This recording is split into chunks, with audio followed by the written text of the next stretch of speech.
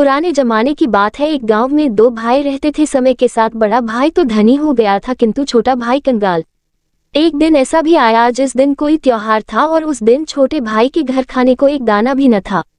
पत्नी के कहने पर वह बड़े भाई के घर एक सेर चावल उधार मांगने गया, परंतु बड़े भाई ने उसे टका सा जवाब देकर लौटा दिया।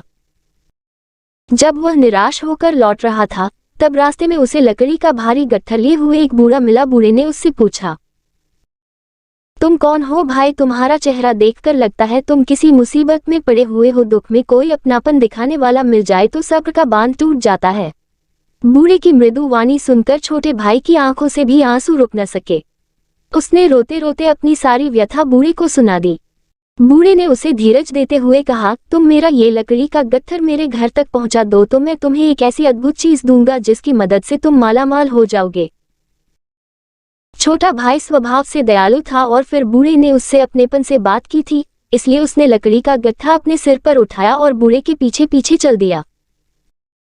घर पहुंचकर बूढ़े ने उसे एक मालपुआ दिया और कहा, इसको लेकर तुम मंदिर के पीछे जो जंगल है वहां जाओ। वहां पर एक बिल है जिसमें बहुत से बौने रहते हैं। उन बौनों को ये मालपुए बहुत पसंद हैं। वे किसी भी कीमत पर इसे हासिल करना चाहेंगे। उस समय इसके बदले में तुम धन दौलत न मांगकर पत्थर की एक चक्की मांग लेना, जो उन बौनों की सबसे खास चीज है। बाद में तुम्हें उस चक्की की करामातें मालूम हो जाएंगी।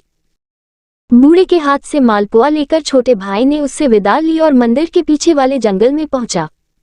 वहां जाकर उसने चारों ओर नजर दौड़ाई तो एक जगह उसे एक बिल दिखा जिसमें से अंगूठी के आकार के बहुत सारे बौने भीतर बाहर आ जा रहे थे।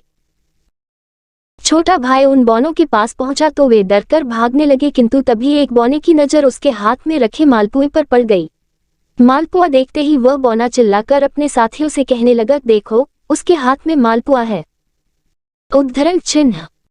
फिर वह छोटे भाई से विनती करते हुए बोला, कृपा करके वह मालपुआ हमें दे दो, इसके बदले में हम तुम्हें बहुत से हीरे जवाहरात देंगे। लेकिन छोटे भाई को बूढ़े की बात याद थी। उसने मालपुए के बदले में पत्थर की चक्की मांगी। बौनों ने पहले तो चक्की देने में आनाकानी की और छोटे भाई से और कुछ भी मांगने को कहने लगे, किंतु जब वह न माना तो चक्की देने को राजी हो गए। चक्की देते हुए बौनों के राजा ने छोटे भाई से कहा, देखो भाई, ये हमारे राज्य की सबसे अमूल्य चीज है। इसका इस्तेमाल सोच समझ कर करना। तुम इस चक्की को दाहिनी तरफ घुमाकर जो चीज मांगोगे वह इसमें से निकलनी शुरू हो जाएगी, और जब तक इसे बाईं तरफ नहीं घुमाओगे तब तक वह चीज निकलती ही रहेगी। उद्धरण चिन्ह। छोटा भाई पत्थर की चक्की लेकर घर आया। उसकी पत्नी अपने पति के इंतजार में भूखी प्यासी बैठी हुई थी। पति को खाली हाथ देखकर वह बड़ी निराश हुई, पर छोटे भाई ने उससे कहा, जल्दी से फर्श पर चटाई फैलाओ। उद्धरण चिन्ह। चटाई पर चक्की रखकर छोटे भाई ने उसे दाहिनी तरफ घुमाकर कहा, चावल निकलो। बस इतना कहना था कि चक्की से कुछ ही देर में चावलों के ढेर निकल पड़ोसी। फिर उसने चक्की को बाईं तरफ घुमाकर चावलों का निकलना बंद किया। इस प्रकार उसने एक एक करके अपनी जरूरत की सभी चीजें कुछ ही देर में चक्की को घुमाकर प्राप्त कर लीं। जब पति पत्नी दोनों खा पी चुके तब उन्हें ध्यान आया कि अब गरीबों की तरफ क्यों रहा जाए, जब वे चक्की से कुछ भी प्राप्त कर सकते हैं। उन्होंने चक्की घुमा घुमा कर ढेर सारी धन दौलत निकाल ली और अगले ही दिन से अपने लिए आलीशान महल बनाना शुरू कर दिया तथा शान शौकत की ढेरों चीजें मंगा ली। बड़े भाई को जब ये पता चला कि छोटे भाई के पास अचानक अकूत धन आ गया है तो वह इसका रहस्य जानने को उतावला हो उठा।